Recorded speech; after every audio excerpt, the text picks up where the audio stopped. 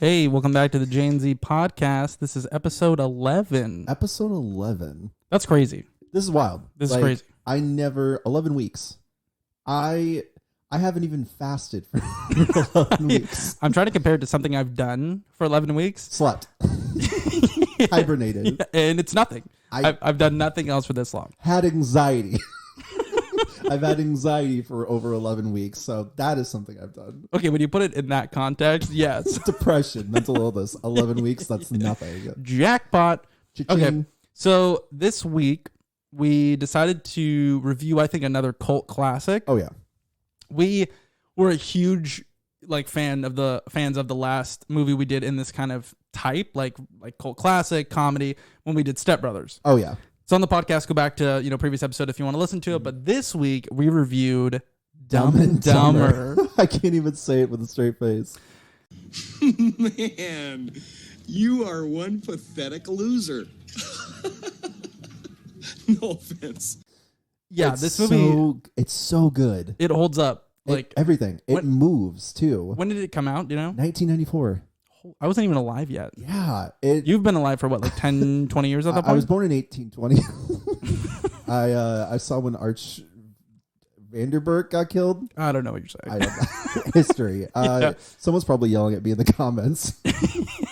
Actually, Actually? no. 1994 was wild because Jim Carrey had 5 #1 hits because he had Dumb and Dumber, he had Ace Ventura, and he had The Mask. Yeah, so David Spade has a show. It's like a talk show. I don't know if you've seen it.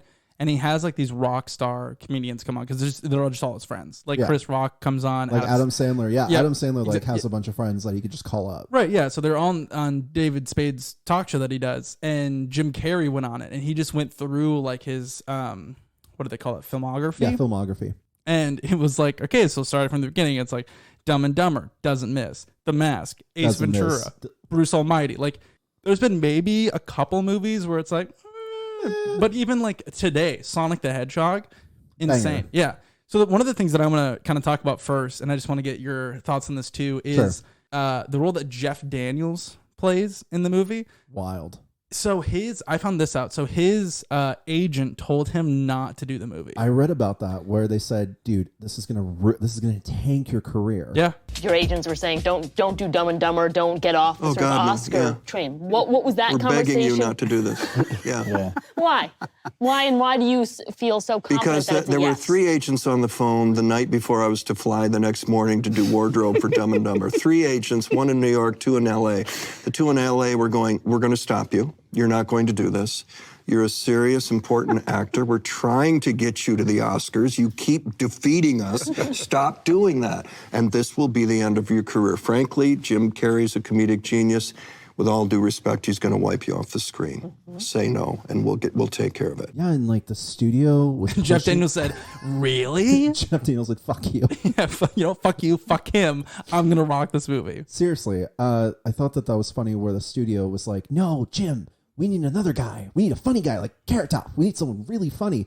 And Jay Carrey was like, "No, I want someone serious. He said that, yeah. Get me a Daniel Day-Lewis play, just shitting his pants." Can you imagine if he did it with the Scarface guy, Al Pacino? I just thought of something imagine Daniel Day-Lewis is like, "No, I need to actually shit on camera." I'm a method actor. I need you to actually make sure that He's that I toilet actually isn't flush." need to kill that bird. That's so fucked up. That's amazing. But yeah, That'd be so funny. so that's the big thing is that people basically said that Jeff Daniels just shouldn't do the movie because it was going to tank his career. He's a serious actor. Yeah. And he just went with it and decided to do it. And it ended up, and he was also, I watched an interview he did with Conan. Yes, I think I saw that one where And he's Jim Carrey comes out as a yeah, surprise. that's one of my favorite videos because of seeing Jeff Daniels' reaction and how Jeff Daniels did the Looming Tower about 9/11. Yeah. And Jim Carrey was like, "The Looney Tower sounds funny." And Jeff Daniels was like, "I knew that was coming. Yeah. I should have expected that." Well, he so in that interview with Conan, Conan asked him, he's like, "So when you were making Dumb and Dumber, did you realize what you were making when Right. you were doing it?" Right. And he said, I knew 12-year-old boys would love it, but I didn't think the guy with the suit and tie and the white head of hair would come up and go, Dumb and Dumber is one of the best pieces I've ever seen. Right? Yeah. Clint Eastwood. Jeff Daniels was golfing with Clint Eastwood before he did Blood Work in 98. And Clint Eastwood was like, yeah, I saw that Dumb and Dumber movie you did. And Jeff Daniels was like, oh, great. Here it comes. Yeah. He's going to be mad. And he went, when I was on a date, same thing happened to me. Toilet didn't work. Jeff Daniels was like, oh my God, seriously? Yeah, toilet didn't work. You know who else really liked the movie is Don Rickles. Seriously? Yeah, Rickles, yeah. That guy, he's really old now at this point. I think he died. Did he really? Yeah, I think he died. Oh, shit. Whoops. But I watched, because you mentioned Clint Eastwood. I don't know if it was a roast or something, but he was at this thing and he was talking. Clint Eastwood was there. And he goes, Clint Eastwood, you and I were in a movie 20, 30 years ago, and we haven't been in anything since. And you know what? No one else is going to say it, and I'll say it. You're a lousy actor. Oh, my God. He said that's a joke. And everyone else's face was your reaction. They were like, what did he just But Clint Eastwood was like losing it. He thought that was the funniest thing. That's pretty great. Yeah, it was hilarious. But I think it's so funny about the 12-year-olds because it's like, yeah, like we've talked about, my sense of humor has not changed. Like if you listen to the Step Brothers episode, like this, while watching it, I was like, do I know every line in this movie? Because every scene was happening. And I was like, I think I know this line. I think I know this line. I think I know this line. See, but here's the thing though about Dumb and Dumber versus like Step Brothers is the jokes in Step Brothers, I feel like I could watch as like a 12, 13-year-old kid. Watch it now. The jokes are kind of the same, you know? Yeah. But I feel like if you watch Dumb and Dumber as a kid, watch it again as an adult, there's so many like hidden jokes. Yeah, there's so much I missed. I was like, I don't know if I was just a dumb kid I with was. a smooth brain I was and a fat, dumb kid. it's a mushy think Think tank tank. of There a we go. brain. Because like some of the jokes, like even just when they're sitting in the hot tub and he's like, I wrote her a John Deere letter. Oh, God. And I paused and I started laughing because I'm like, John Deere is like a tractor company. He meant Dear John. And I paused because I was laughing so fucking hard. I love the subtitle says John Deere. Yeah. I love when he's like, yeah, she said something about not listening. I wasn't. Yeah, she said something to me like I wasn't paying attention enough. I don't know, I wasn't really listening. That's great. The one joke I didn't get as a kid was the cardigan, where he's like, pull cops, over, yeah. The cops like pull over, and Jeff Daniels grabs his shirt and he's like, thanks a lot. It's a cardigan. Oh my And then God. Jim Carrey's just like, nice shoes, man. Yeah, nice shoes, man. He points from outside of the car. It's so good. No, I was thinking about it, and I think that you and I grew up with a lot of Jim Carrey movies. So yeah, we were talking about this downstairs before we came up here. It's like impossible to pick one, but The Mask, for me, will have to do at some point because the Cuban Pete dancing scene. I showed Lila that, my girlfriend, because she hasn't seen The Mask yet. Dude. And I'm like so excited for her to watch it, but I forgot about this line and it made me gut laugh again because they're doing the Cuban Pete, king of the rumba beat. I play the maracas, I go chick chick boat, chick chick. And then the detective goes, if you start dancing, I'll blow your brains out. Doyle.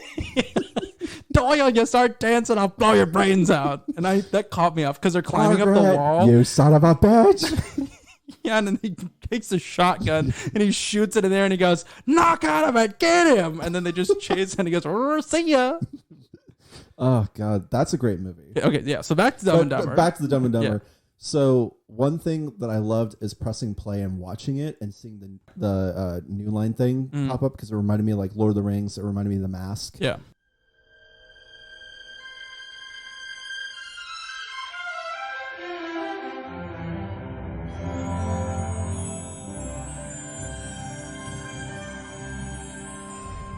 It was just like, oh, this is so nice. Yeah. Yeah. I think for me too, when I watched it like back through again, the funny thing for me is how like the way that Jim Carrey and Jeff Daniels did it is they're like, we have to be taken seriously, like seriously as idiots. Yeah. And I think you told me this, how the very end of the movie, spoiler alert, is the bus comes by with all of the girls in the bikinis, and they go, "Hey, we're looking for some oil boys for the summer to rub us down with oil before every show." You are in luck. Lady, you are in luck because there is a town about 3 miles that way. But the way that they wrote the movie, you told me this, is that they actually got on the bus. Yeah. And the movie ended. Like, they got on the bus, and Jim Carrey was like, no. They're like, stupid. They would not notice this. Lloyd would not do that. And so they wrote it in to where they run up, stop the bus, and he goes, "You'll have to excuse my friend. He's a little slow. He's a little slow. The town's that way." I just love Jeff Daniels being like, "Man, there are 2 lucky guys that are going to have that." Yeah.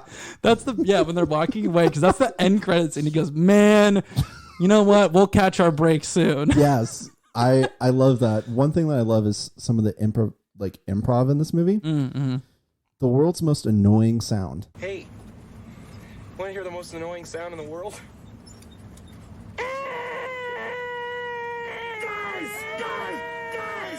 That was improvised, because if you watch that clip, like if you're listening to this, YouTube the clip. Okay, let me ask you a question. If I said I'm writing a script, right, and I go, "Make this noise," and then I type ABFGCF, like, it had to be improvised to some degree, right? Right, exactly. But if you watch the scene when like Jim Carrey does do a little bit of do you want to hear the like he's preparing himself, and even Jeff Daniels looks over like, what's Jim gonna do? And then he does the laugh, and for a split second you can see Jeff Daniels' head drop laughing. Yeah. That was improvised. The big gulps was improvised. Hey, guys. Oh, big gulps, huh? All right. Well, see you later. That line. So And I think that's one of the most quoted lines like ever. It is. Because I was at work for the first time at my job that I have now, that I've had for almost like half a decade. And I remember my boss comes into the training room, and he's not he's a social guy, but he's not like extroverted like we are. Like, we can talk about anything for forever. I mean, if you've listened to our Back to the Future episode, you know we can talk about it forever. Yeah, we talked longer than the movie lasted. But he walked in the training room and he goes, "Hey, really good to meet you guys. You know, I'm the supervisor in the contact center, so a couple of you I'll be, overseeing." And we're all just kind of sit, because it's like our first day, and we're just like nodding. And he goes, everybody's nervous. Yeah, and he goes, "Big gulps." All right, well, see you later. I was like, I'm gonna love this place. Right. So supposedly the director saw those extras and pulled them in, and Jim Carrey saw them and was like, maybe I could get them to talk. Like, I know they're extras, but if they talk, Mock, sing, sing. But so they pulled him in, and Jim Carrey walked up to them to try to like get them to talk, and that's why he's like, "Big gulps, huh? Well, see you later." So that was improvised. Yeah. Like there was a few things improvised. I really like that scene with the "pick 'em up." Yeah. So because I was thinking about it, I was like, oh my god, favorite moment. Yeah. Like, because I was like, well, so here I have a question for you about your favorite moment. So because I have it. a favorite moment now as I watched it again, like as an adult, but I had a favorite moment as a kid. Ooh, that's a good question. When I watched it. So I'll tell you mine and then you can think about yours. So for me as a kid, the whole movie was funny, but I think peak comedy for me was when they got dressed up in those suits. Yes. Right? I still want to dress up in one of those suits. I do too. You and I have to do that. The time out. But for me, it's when he's getting ready and that music's playing, like pretty woman. Yeah. Because you and I have talked about how important soundtrack is for us in a movie, and the soundtrack is so good in this. But it's the scene where it's like he's coming out in the suits and Jeff Daniels is like, no. But then he's getting shaved by the guy.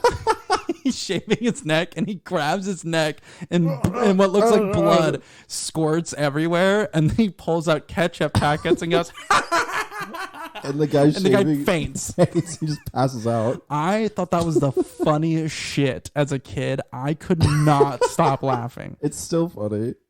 It is, yeah. And then I would say, God, as an adult, it's hard because I feel like my humor has gotten stupider. Oh, yeah, no. It's regressing. The toilet scene is it's comedy gold. Like, he's in so much pain. I love when at first he's like, I don't know if you noticed this, but he tries to like hide the noises by coughing and sneezing. So he's like, what's all happening? And the best part about it is when he's like, hang on, hang on, and then he gets mad and he's like, hang on. It's like so good how angry he gets. Just give me the goddamn phone number. He's all sweaty and panting. He opens the window's shut. Shutting the air, like pushing the air out. So okay, so favorite moments as a kid when you watch it for the first time, and then now as an adult. As a kid, I would say the montage, like the fantasy scene, because of the karate fighting.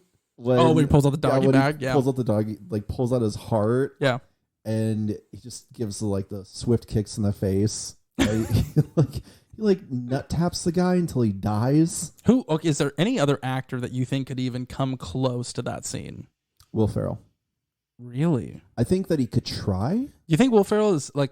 I don't know. He's very much like a physical comedian. I mean, old school. He was kind of physical. That's true. In old school. You're crazy. I like you, but you're crazy. But I would say that scene as a kid because of the karate moves and all of that. Yeah. But as an adult, it's the ketchup and mustard scene, because I was watching it as an adult and I was like, all right, I'm gonna pay attention to Jeff Daniels, and then he just shoves the ketchup and mustard in his mouth, and it's like, here, Lloyd, it'll help you. And I imagine drooling out of his mouth. I imagine the director being like, more, perfect, because Jim Carrey, he starts sneezing and coughing like a dog. And he's he shoots it up in the air going, ah! It goes into his nose. It goes into his eyes. Yeah. I like when they're like sixth grade kids, when they put all the peppers on his burger and they go, he's like, what's so funny, guys? What are you laughing at? He goes, just eat the burger. No, you're hungry, right? Just eat the burger. And it's like they can't stop laughing, and then they point in his face. They point in his face and go, gotcha! Are you okay, man? Are you okay? What I like about that scene is, so obviously it's messed up him dying on rat poison. But anytime I take pills, I think of Jim Carrey. Pills are good. Pills are good. I think what's really disgusting is he gives him CPR. Like he does mouth to mouth, but he spits out all of his food before he goes, I need to give him mouth to mouth, and spits out all the food that was in his mouth and then runs to his lips. I love when he's trying to do it and the guy's pushing him off and he's like, you're making this so much harder. So and the soundtrack is so of its time. It is. Oh yeah, the 90s. Yeah. I was, while watching it, I was like, there are two different movies happening right now. Like there's the slapstick funny comedy about two guys trying to, give a briefcase back. Yeah. And then there's a Martin Scorsese movie happening with a kidnapping and ransom and gunplay and let me do him. Let me just kill him. I thought I saw a putty tat. Grabbing the bird. I remember one of the hardest times I've ever seen you laugh is when I mimicked this scene at the very end where he meets her. I just almost spit out my drink. I almost spit out my beer because I know where you're going with this. Where he's in the cop car and he has his coat on and he goes, Lloyd, this is my husband. And he shakes his hand and he goes, it's so nice. And then he pulls out a gun and goes, die, die, die. I forgot about that. That was so good. That made me laugh so hard. Oh, we landed on the moon. That line was improvised. It was really? It was just supposed to be Jim Carrey walks out the door, but he sees the sign. He's like, oh my God, I can't believe we landed on the moon. It's so good.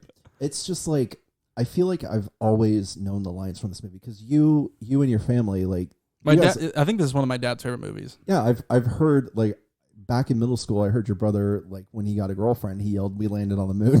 So I feel like I've always known the lines in this movie. Yeah.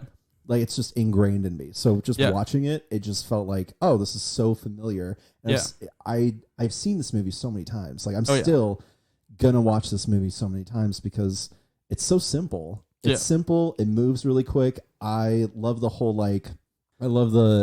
when he says, what would happen if he shot you in the face? And he's like, what would happen if he shot me in the face? That's the risk we were willing to take. So good. That's good. So good. Him trying to get, when he's like, no, you should kill me. No, you should kill me. I made out with her. Okay, kill him. Yeah, kill him. Just what are the chances of a guy like me with a girl like you? 1 in a million.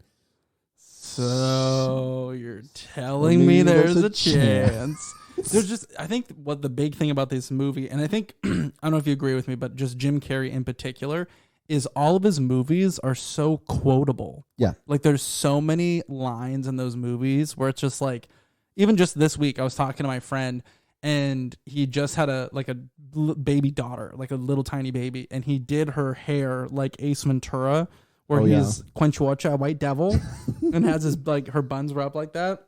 And I sent him a message and I said, don't just stand there, throw me a spear. But it's like, it's almost like knowing a different language of just knowing these Jim Carrey movies. That's really true, because anytime there's shadows in my girlfriend will turn off the lights and I'll use my cell phone for flashlight. I don't think I've told you this before. And it'll show shadows and I do the Ace Ventura. Yeah.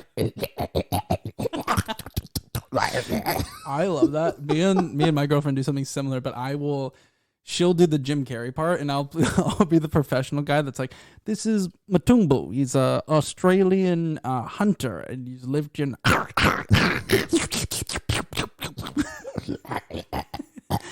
Honk, honk, honk, honk, honk, honk, honk. I ho silver, away. The best part before that, though, is the lead-up scene where he sees the guy, and he goes, or he sees the lady with the big fox over her shoulders, and she goes, you must try it, Ventura. It's very luxurious. And he goes, I think I will. And he just one punch knocks out the guy, flings him over his shoulder. Na na na na na na na. But my favorite part of that is, you're not Pascal. You're not collect $200. I thought about that at work one time, and I laughed so hard I almost puked. Just because he's shaking his concussed body, and his teeth are clicking together. He's just unconscious. I think he calls him the Monopoly Man. He's like, I'm the Monopoly guy. $200. Yeah. It's so. I think that those are some movies to do, because I'm really glad that we did this, because I was talking to you about this. Doing Terminator 3 is like eating a soggy, gross sandwich. Yeah. Doing this is like eating a really good cheeseburger. It's like a burger or some food that you haven't had in years. Oh yeah, yeah. And you're having it again, and you're like, this is still so good. Yeah, this was like a palate cleanser from Terminator 3 for sure. It's hard not for it to be. So I'd say my favorite part is I would say the restaurant scene. Yeah, the restaurant scene is top tier. It's hard to get any he better dies than that. And he's just like, check please. Just check please. Yeah, I know my dad's favorite scene, and maybe I'm gonna misspeak, but I believe his favorite scene is the one with Seabass. Kick his ass, Seabass. He just throws the salt over his shoulder and hits the guy, and he's like, wait, that's the last thing we need on a road trip is bad luck. Quick, throw that over your shoulder. He just yeets it over his shoulder. And he goes, who threw that? And then he hawks a loogie, which is super disgusting. And he comes up with the stuff and he goes, oh, yeah, Seabass and the guys over there are going to pay for it. And then they do the whole thing. Yeah, and they get the car, leave. And it's the scene or the line where he says, oh my God, Lloyd, where did you think of something like that? And he goes, oh, I saw it in a movie once. He goes, what happened? He's like, oh yeah. They caught him up like a mile and a half up the road and slit their throats. Pretty funny. And Jeff Daniels' face is like, what? So I read some trivia on that, and supposedly that movie Jeff Daniels was in, and he was like the guy that got his throat slit. Really? No joke. He was in the movie where that movie Jim Carrey was talking about. He got his throat slit. Wow, that's insane. Yeah, I'd be like, oh yeah, what happened with that Jim Carrey movie? Oh yeah, no, he got all of his memories removed, and his girlfriend broke up with him. Pretty funny.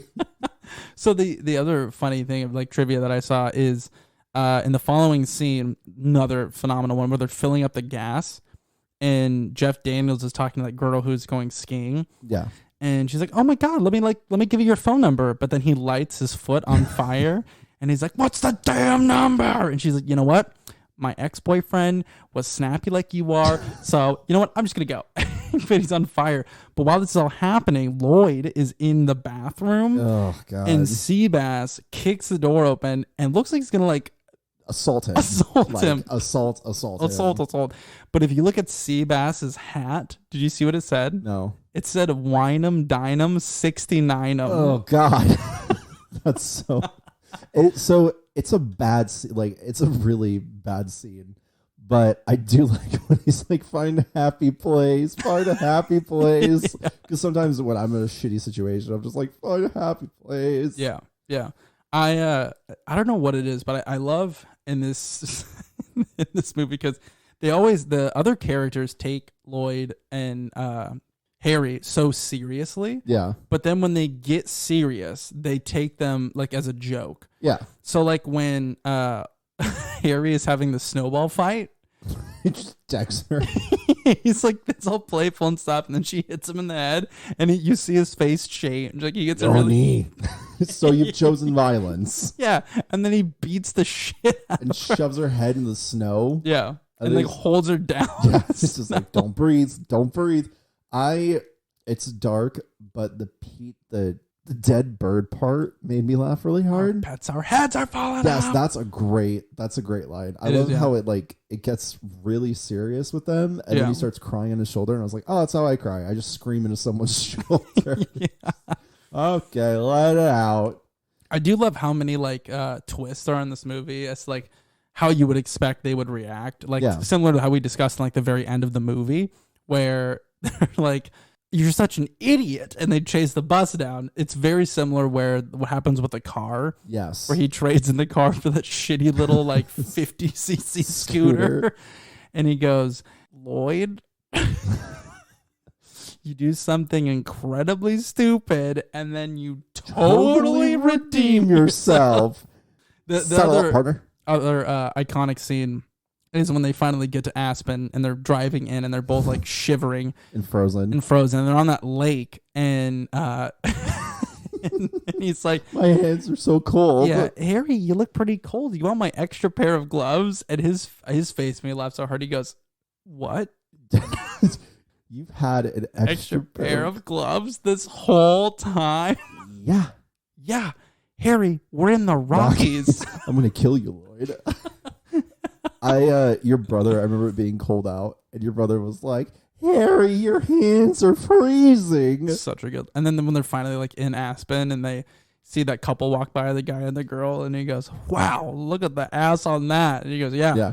he must work out." There's one adult joke that I didn't get as a kid, and it was when they were going through the phone book trying to find the last name. Phone book. Yeah, and it was Samsonite when he's like, Harry Swarmy. Swimmy, slally, swam. Look at the briefcase. He says Swanson. Oh, yeah. He Oh says my- he goes swimmy, Oh swally, Swanson, and then he goes check the briefcase. briefcase. Samsonite. I was way off. Oh my god. I want to say it's dumb, but it's dumb. It's iconic, is what it is. That John Denver's full of shit. That's a great line. You drove a state and a half in the wrong direction. The dreams that Lloyd has are very weird. Oh yeah, the fantasy dreams. Like, it's funny to think about like what he like in his dream. That's like his fantasy, like what he wants to be revered by. Right. And the scene where they're sitting around on the couch and everyone's just It's laughing. Christmas. There's the Christmas yeah, sweater. he like is throwing nuts and like food in his face and pretending to eat it, and everyone's just like losing their shit. He likes his own fart. I was gonna say he leans back, lifts his leg up, blows fire from his butt, And So everybody's good. just losing it. Like, it's the greatest thing that they've seen in their entire lives. They're like, oh my God, this is better than seeing Chris Rock live. This is comedy gold. This is peak. It's definitely, it's one of those movies where it's like, I think newer generations would still think it's funny. I agree. Yeah, I think so. I think so. Yeah. Like, because sometimes I'll watch something like this and I'm like, I really like this. You know, I can see why other people wouldn't.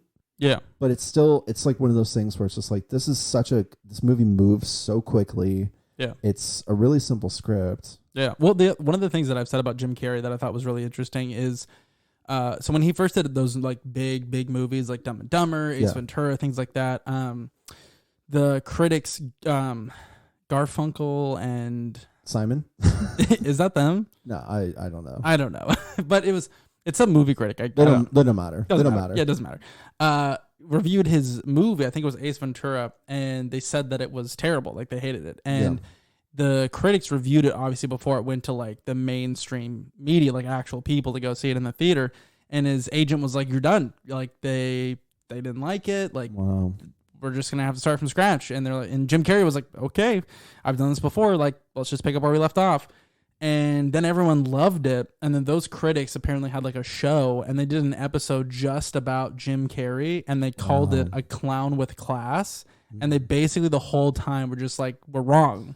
Like, we didn't know what we were watching. Right. And I mean, picture just being an actor where you can like change what can be perceived as comedy. Yeah.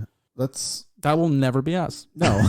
No. It's one of those things where it's just like, that was like 28 years ago. Yeah, it's insane. And and then it's like you think about what he's done up until this point. Like he's doing Sonic the Hedgehog. Yeah, and which is, I don't know if you've seen it, but it's I haven't. great. It's really good. And I mean, when you've had like 10 number one movies at the box office, you can kind of do whatever the fuck you want. Yeah, I feel like if you like write a movie and your intention is to have Jim Carrey in the movie, I feel like the script just says Jim Carrey does Jim Carrey Exactly. things. That's what I was thinking with Dumb and Dumber, is it must have been like, and Jim does something funny. Scene happens, and Jim does something funny. Yeah. That's just what the script is. It's just like Jeff Daniels, and Jim does something funny. Yeah, the choice for Jeff Daniels was such a perfect character to cast alongside him, because like you're an aspiring actor, like you really want to be in movies. Like I know that's a big passion of yours. 100%. And I mean, how would you feel? Because like Jeff Daniels had been in a couple movies, like he was a serious actor, but how would you feel if like the first movie you were in, you were not even like a side, like a supporting actor, like it was literally like a co-star. Like he was, I mean, I think it was technically a supporting actor, but he still had a ton of lines. Like how would you feel if your agent came to you and was like, hey, so you got the audition, you're going to be in this movie, but you're going to be with Jim Carrey. Like how would you react to that? I would be really intimidated. Yeah. Probably pee myself a little bit. But I mean, it's kind of like what Jeff Daniels said, where he's like, what you do is Jim Carrey is a tornado. He's a tornado. So what you do is grab on. You just grab on for dear life, and you just be the straight man. Yeah. You just say everything, because the entire movie, he's the straight man. Yeah. He just keeps it straight while Jim Carrey is Jim Carreying. Yeah. So Jim Carreying. And while you were talking, it made me think Wolf on Wall Street. That was one of Margot Robbie's first roles. So it's like, hey, you gotta have sex scenes with Leonardo DiCaprio. Just grab on. You gotta grab Maybe not on. in that context. Just grab on to Leonardo DiCaprio. I was watching, it's going to tangent a little bit, but I was watching an interview, because that's my favorite movie of all time, Wolf of Wall Street. Yep. Without a doubt, favorite movie of all time. We're definitely absolutely gonna have to. Yeah. I'm saving that one for like a milestone. So what's like episode 100 or something. What's gonna happen is you're gonna be the guest, and you're gonna be like, my pick for this week exactly. is Wolf on Wall Street. I'd love to welcome the next guest. He's a it's myself. Right. But so I was watching, it was like behind the scenes. It's like the Hollywood Reporter or something, and they were interviewing Martin Scorsese, Leonardo DiCaprio, and Jonah Hill. And so they're asking him all these questions, and Jonah Hill made me laugh so hard, because they're like, all right, hey, Marty, we heard that during the filming of this, Steven Spielberg actually came on set. And Leonardo DiCaprio was like, yeah, it was super intimidating. And if Leonardo DiCaprio is saying that, it's like, oh God. Yeah, it's like you're sitting there trying to do your scene and your lines, and Spielberg and Scorsese are sitting there. And then the Hollywood Reporter asked Scorsese, he was like, so, who do you go to for help? Like, you're a world-renowned producer. You've done these iconic movies. Like, you're number one in a lot of people's minds. Excuse me. If you need help, who do you go to? And then just a kind of like silence, like he's just kind of thinking about it. And Jonah Hill says, you can be honest. That was so good. That's great. But then timing. It's so sad too, though, because they laugh so hard, and it's like, okay, you're laughing a little too hard. Right. But I thought that was so funny. Being Jonah Hill for that movie, like that's also intimidation. Like working alongside Jim Carrey, sure, that's pretty intense, but like it's a comedy, so everybody's just sort of just trying to throw onto something. Yeah. When it's like you're going to be playing opposite Leonardo DiCaprio, how do you feel about that? Yeah. And it's like, dude, I just did Superbad where people drew dicks on textbooks. Like, God, all these movies just make me want to talk about this like for forever. I know that's the thing, is it's just like the more we talk about it, because initially it was like, yeah, Back to the Future, like science fiction, all that, like that's been fun. Yeah. But the more I talk about like comedies, because Wolf on Wall Street, it's really a comedy. In a way. Yeah. Yeah, It gets so- really dark at the end. Oh yeah, no. That's the part that people on Facebook skip. Yeah. Where they watch Yeah. Wolf on Wall Street or like Breaking Bad or Scarface, and they're like, the end didn't happen. Yeah, no, Yeah, he no, didn't no. punch her or drive the car into the garage. Like, no. Tony no. Montana didn't die. He had his No. cocaine. He Yeah. made $1 million, and the then movie. He got famous on Facebook. Yeah. I mean, the other, like, just thinking of like those supporting actors that are really good is one of my favorite places to go for comedy is SNL. It's great. And Bill Hader. Oh, he's top tier. Yeah, like I haven't watched his show Barry It's on HBO. He's been nominated for best actor for his performances. Yeah, I'm not surprised at all. He, like, his impressions are again, this is me talking about Conan because I love Conan, but he was on Conan, and Conan loves when he does impressions. Oh, and, yeah. and he 'Cause they're makes spot on. Yeah, he makes him do all these impressions, especially Lorne Michaels, the executive producer of SNL, because Right. Conan used to be a writer on SNL. And he does like Bill Hader does this whole bit on like Lorne Michaels, blah, blah, blah. And then he's like, you also have done a lot of movies with Judd Apatow, the producer. And Judd Apatow has done like Superbad and like any movie with Seth Rogen, basically. Forgetting Sarah Marshall. Right, yeah. And he does a Judd Apatow impression. And then he's like, well, in those movies, you co-starred a lot with Seth Rogen. And then he makes him do another Seth Rogen impression. And Bill Hader's like, Jesus Christ, I did more impressions here than I did on my SNL audition. That's And then amazing. Conan was like, yeah, this is like when we go out to dinner. I'm a 6-year-old kid and I go, more. And he points at his mouth and he goes, more. And he goes, do Lauren again. Oh my God. I actually saw a clip that's really funny. You mentioned this. Last night, I watched a clip of, it was like Conan laughs from Bill Hader. Oh, yeah. Or, Bill Hader loses from Conan. Yeah. And it was about how Conan's always on. He's constantly on He around is, all the yeah. writers. Yeah. And then when he was driving, he was like a Terminator, like just a soulless, like clean Yeah. slate of a face, like not even blinking while driving. Yeah. And one of the writers pulled up and was like, oh my God, is that Conan? Like there's no emotion behind those eyes. Yeah. And Conan saw him and then immediately like turned over and went, and showed all this emotion. And he's like, it freaked me the fuck out to just see this Irish redhead just stoic to just immediately being on. And Bill Hader was laughing so hard. Yeah. I feel like for me, when I think about everyone that came from SNL, like there's so many, like, Oh, so many. it's just like a breeding ground for greatness. But the writers in particular, like, yeah. someone I didn't realize was a writer. He eventually became a cast member, but Jason Sudeikis was actually a writer for several years Oh, that's interesting. before he was a cast member. And then I also found out that Jason Sudeikis, his uncle, is Norm from Cheers. That's weird. Yeah, and I'm like, That's- no. that's No, my too many brain, connections. too many connections. Too many Yeah. connections. That's actually Jason Sudeikis is great because he's now on Ted Lasso.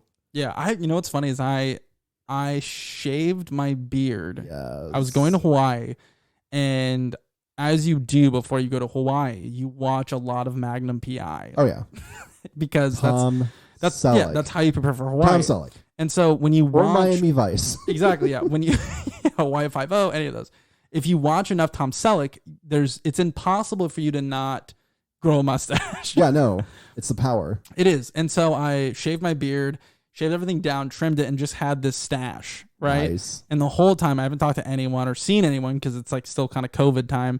And I was like, Tom Selleck, I'm going to Hawaii. And I look like Tom Selleck. And I go to my first work meeting. I turn on my Zoom call and my boss goes, you look like Ted Lasso. Yes. I'm like, Not. damn it. But then it followed me, and I psyched my mom out because I went to my mom's house, and she's like, you know who you look like? And I go, Ted fucking Lasso, okay? Not Tom Selleck. Hey, believe. Yeah. You just walk around with a sign that says "Believe." Yeah. I need to watch a show, though. I heard it's That's- really good. You've never seen it, I've never seen it. Yeah. dude? That's if I wanted to be anyone for Halloween, I'd probably want to be Ted Lasso. So I feel like I could absolutely pull that off because even when I was at work, I used Microsoft Teams and I changed my background to his office with the Believe poster. That's amazing. And I would make people laugh in a meeting. Someone would be talking about something serious and I would just point. People would send me private messages like, you need to stop. There's a guy I work with. There's a character named Coach, and he's got this really long beard, and he Yeah. doesn't talk much. But when he does, he's just like, "That was a nice play. That was a nice play." He's got to kick it. He's got to kick it more. Coach, what do you think? I think he needs to be front. Like, So there's a good. guy I work with that looks like the character of Coach. Like Ted Lasso. It was something that my girlfriend and I started, and it would just power through it. Like, Yeah. So what the thing with comedy is I feel like with comedy with me and you, Yeah. we could talk about it forever. We could, because one of the things that We initially started talking about Dumb and Dumber. is that what this episode was about? It transitioned to SNL, which is great.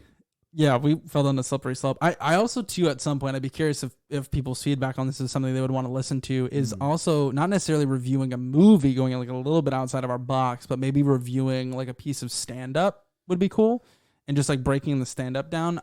Sure. Because a lot of the people that are huge now started as stand up comedians. Like one of my favorites to listen to is Adam Sandler. Yeah. Like when he was really, really young at the Comedy Store. And for the longest time, I'm like, why the fuck? What are they buying at the store? Right. Oh, It's a bar. Yeah. yeah. And he had a joke. Did I tell you this? Go for it. I So don't remember. it's a joke about Wilt Chamberlain, No, who's I like don't one of the remember this. best basketball players of all time. And so he starts his joke. He goes, it's like his Adam Sandler voice, really high pitched. He goes, yeah, so one of the games that Wilt Chamberlain played in, he scored 100 points. This is a true story. Wilt Chamberlain actually scored 100 points. And he goes, this is my impression of Wilt Chamberlain and his team. Hey, Wilt, I'm open. You've scored 100 points. My family came to see me. You're hogging the fucking ball. Pass it to me. And he does that for a little bit. And then he goes, okay, this is my impression of the opposing team. This is a coach. Who's covering Wilt? He goes, I believe he's hot. I feel like that's really true with a lot of sports games when you watch it, and Yeah. it's just like, all right, who's covering Christian McCaffrey? He's the running back. He just scored 90 points on us. I believe he's hot. I believe he's hot. Cam Newton? No. All right, I believe he's hot. But yeah, I don't know. Those like the stand-ups that you're not used to seeing are so good. Like even Jim Carrey. Jim Carrey did stand-up at the beginning of his career. Like one of his most famous things is his impression of a Saint Bernard barking. Yes, with the water. And Yeah, everything. he just chugs a bunch of water, holds it in his lips, and goes. Yes, I do remember seeing that. It's just so like the impressions that he does are just so. He also did oh god, the Doctor and MASH. Something Aldo. I don't remember. I'm gonna look it up real quick. Okay. Alan Aldo. Maybe? It's I don't know. it's something. That's a show that I've heard about that I would like to get into. I don't have any time. Like MASH. yeah, no. I've wanted to see the movie. I know there's a series of it, but I've heard really good things about the series. Like it balances comedy and drama. It was one of the first ones to do that, especially with the Vietnam War at the time. So that's a show. Yeah, it's Alan Alda. Alan Alda. Yeah, but so where it came, why that thought popped into my head is SNL did a skit Yeah. where it was famous actors auditioning for older movies. Oh. Like if you could see into an audition, like, and it was such a genius skit because they did people like, okay, Al Pacino as Maverick, and they go, God. cut. It's Al Pacino doing his impression, and then they did big ass. and then they did oh god, it was Steven Seagal, I think, for somebody else. Oh God. And then they did, oh god, what's his name? Come on, give me a name. Give me a name. If you give me a hint, I might know it. I'm totally blanking as to who it is. I don't Okay. know. Some guy that's like violently heterosexual.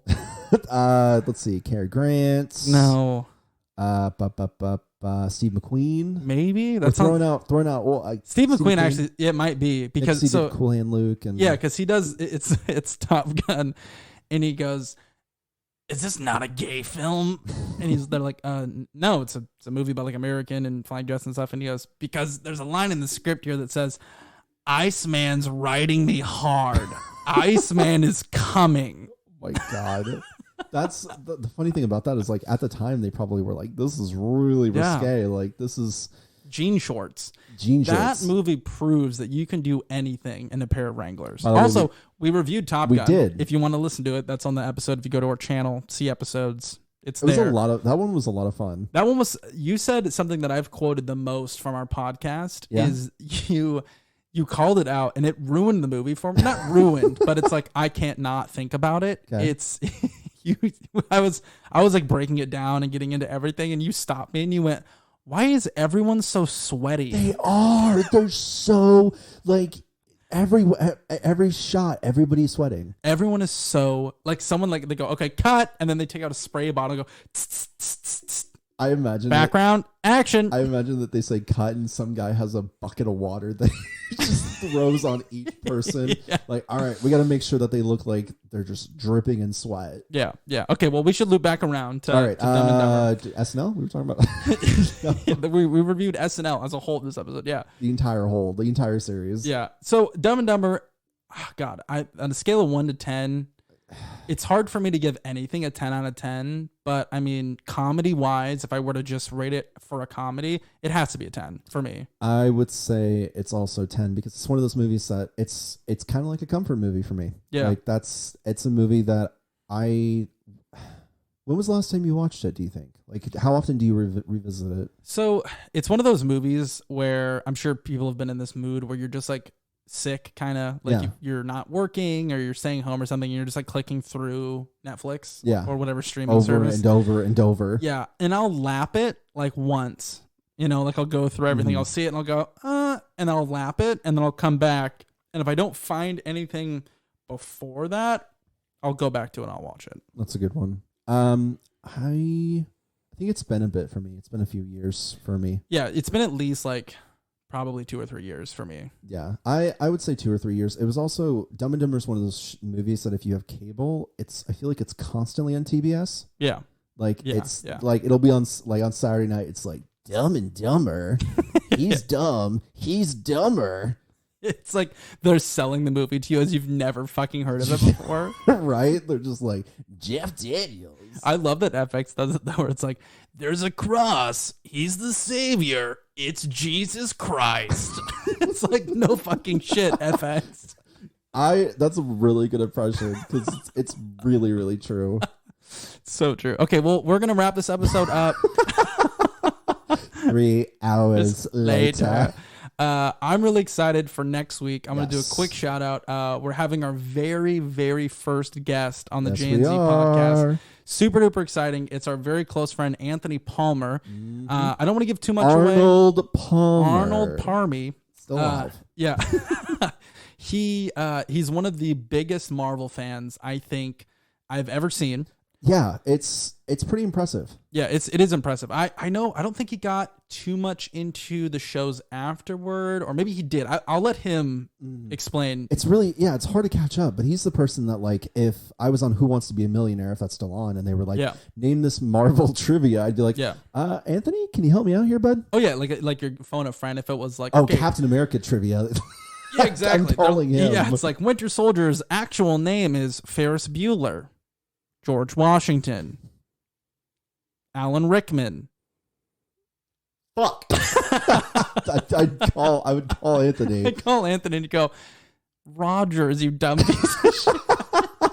But Anthony also, he does dress up like Captain America, and he has in the past for, like, I mean, he's children's hospitals and stuff. Yeah, he's like, so when you think of like a genuinely good human being, like he's like top 5. He's a great guy. He's just so genuine. That's what I love about him. I hope And- he's listening to this podcast. Yeah. we message him and be like, dude, we said some really nice stuff about you, and then he's listening to us talking about SNL. He's like, all right, when he's fast forward. he's like, shut up, Czar. Fast forward, shut up, Jared. Can you imagine? He gets to the end of the episode. We forget to cut and we go, God, we fucking hate that oh guy. my god, that would be so funny. Just him be like, okay, where they didn't timestamp it. Yeah, They and it's didn't like, of course, timestamp it. the one episode they talk about me, it's 150 fucking minutes long. But yeah, great guy.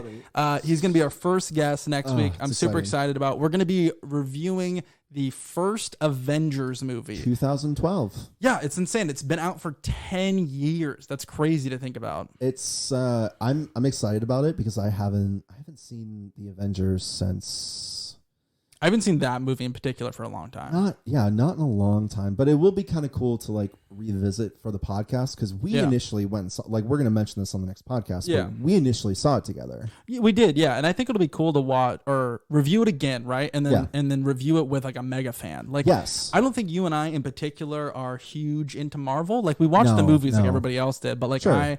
As I've said before, I'm a huge DC guy. I love Batman. I would say like the thing about me is when I grew up, I watched a lot of the X-Men animated series. That's actually so perfect. It's so cool. Cyclops comes out of there. Yeah, and it's so funny. I was watching it. So when I work, I'll usually have that on in the background because I work from home. The song? Just yeah, so I had that going on the background. I went downstairs and we had gone to a movie. So we had like leftover candy. And I was sitting there. It was like 6 o'clock. I just got off work. I'm eating candy. X-Men's going in the background. I'm playing video games on my computer. Oh my God. And my girlfriend comes home and she's like, I'm dating a 12-year-old. But see, see, that's the thing that you wanted to do when you were 12 years old, but your mom would be like, Jarrett, get off the computer. And then I'd be like, oh, God, fine. And I turn off the TV, put on my headphones and go, no.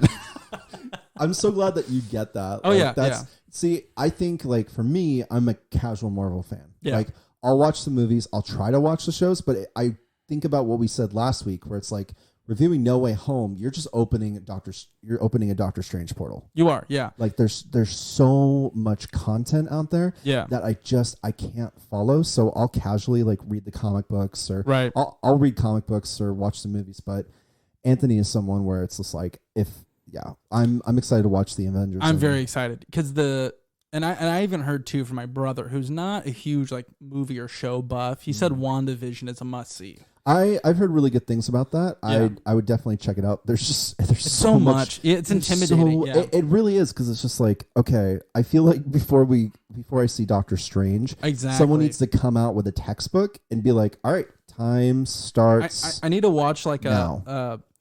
Welcome to Watch Mojo. This is the 36 things you need to know before you go see the new Doctor Strange movie. That's literally. I need to Watch Mojo top whatever bullshit to just fill me back in. Just cutscenes. Someone just give me like a 10-hour version. I'll watch it because I don't like the last one I saw was like on I saw Eternals, which sucked. Yeah, I didn't see Eternals. I heard Eternals awful. Sucked. I heard awful things about Eternals. I think the last thing I saw was not No Way Home, but it was Spider-Man in Paris. Yeah. Far From Home. Yeah. No Way Home, Something Home. Something Home. something Home, Spider-Man. Something Drone Strike. Exactly. So no, I'm excited for next week. I'm excited to have a guest on our podcast. That'll be a lot of fun. And I think it's going to be a great episode. I think this was a good episode. Yeah, I think it's all been great. I'm incredibly excited to... Thank God they can't downvote us on YouTube. Exactly. Yeah, they can. They just can't see it. We just get a bunch of comments that says downvote. Yeah, they post a comment that says use me as the downvote button. And there's like hundreds of thousands of likes on that one comment. Mom, am I popular now? We just delete the comment. Okay. That's good. Well, we better wrap it up here. That's good stuff. Yeah. Thanks for listening. If you're still tuned in, Thank you for still listening. We do have a YouTube channel. Head over to YouTube, JNZ Podcast on YouTube. We do a lot of uploads there. We try to do a different mini series called the Weekday Recap. Take a look at those. Let us know what you think. Again, we post episodes every Sunday to Spotify primarily. They're going to be uploaded the audio version to YouTube as well here in the short future. Yep. But yeah, stay tuned to next week. We have our first guest on, and we're going to be watching the first Avengers. Super excited. This will be great. It's going to be amazing. All right, we'll see you next week. Adios. Adios.